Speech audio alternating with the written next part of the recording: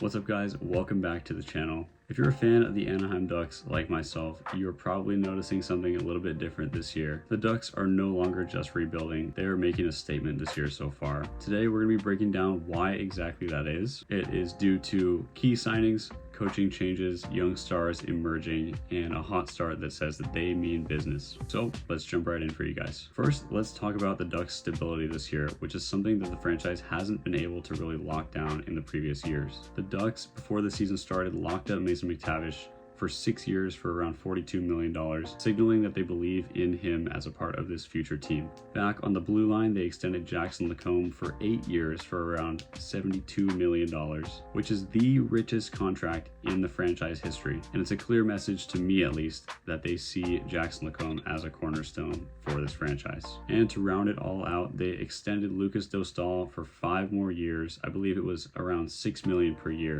which is going to give this team for the foreseeable future the confidence they need in a goaltender. And all of this is to say that the Ducks are no longer auditioning pieces. They are locking up this team for good, and they're just building around a core. The next key reason that the Ducks are so back this year is their coaching changes. The Ducks hired veteran coach Joel Quenneville, who is one of the winningest coaches in NHL history. He had 3 Stanley Cups back in the 2010s with the Chicago Blackhawks. A bit of a controversial hire, but I'm sure, like myself, many Ducks fans are really appreciating this move by Pat Verbeek. In addition to sharpen the special teams for the Ducks, they brought in assistant coach and power play coach Jay Woodcroft from the Oilers. What exactly does this mean for the Ducks? It means that a franchise, while it is still a fairly young core, now has an experienced coach that knows how to win games and has a trusted assistant to help tighten up the special teams. That combination alone can turn potential into results. In addition to all these signings, we now have guys like Leo Carlsson and Cutter Gauthier leading the team in points. I think they've got around 38 points combined in the first 13 games. Cutter Gauthier is tied for the league lead in goals with Nathan MacKinnon and Leon Draisaitl. Cutter Gauthier has been playing absolutely phenomenal this year.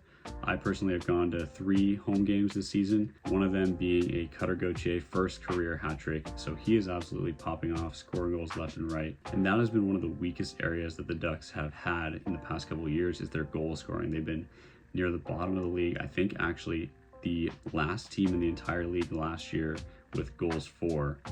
And now they are currently leading the league in goals for with about 55 in 13 games, averaging over 4 goals per game, which is just absolutely insane for this team.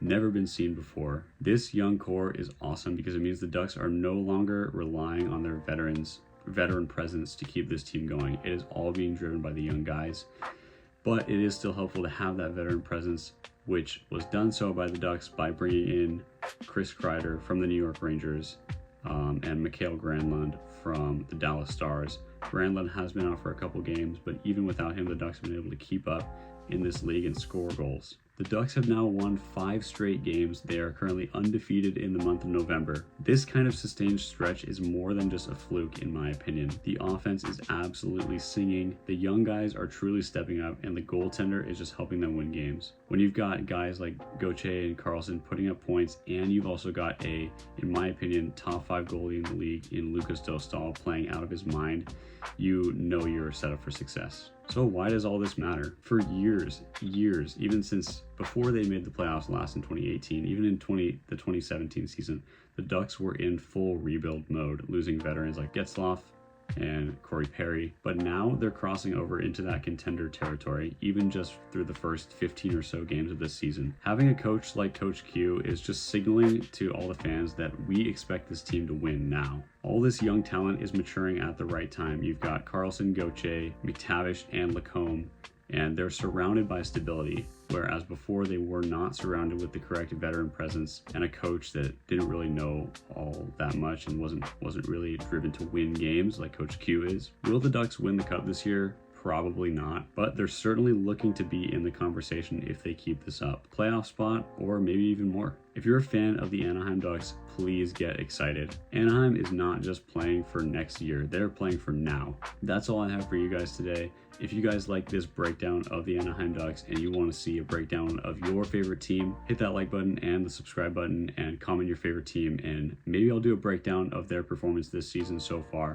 I've definitely got a couple videos in mind for some of the teams that have been outperforming their expectations. But comment below, do you guys think the Ducks will make the playoffs this year?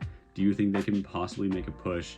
And if not, why is that? Also leave a comment, who is your breakout player this year? We've already seen Gauthier and Carlson have been dominant in the early stages of the season, but do you guys think that guys like McTavish or even Kreider can make a push for that #1 points on the Ducks this year? Comment you guys' pick for that. I will see you guys in the next one.